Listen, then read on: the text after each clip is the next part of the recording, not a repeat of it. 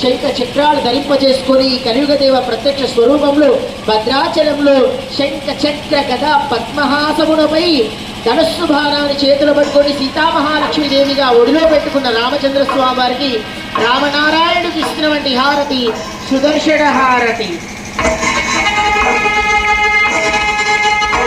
సుదర్శనాయ విద్మహే త్యాగాయ ధీమహి తన్నో ప్రచోదయాత్. సుదర్శనాయ నమః జ్వాలాః త్యాయతే దీప్తే జ్వాలాపరితాయ సర్వదిక్షో జ్ఞానాయ ఓం బ్రహ్మణే ప్రచోదితే సహస్రారవట్ నమః.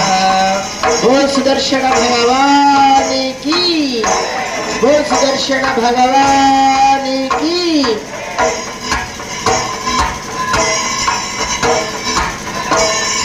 స్వామివారి గోవింద నామస్మరణ చేస్తూ ఈ కలియుగంలో ఉన్నటువంటి బాధలు కష్టాలు తీర్చమని రామచంద్ర స్వామి వారికి ఇస్తున్నటువంటి హారతి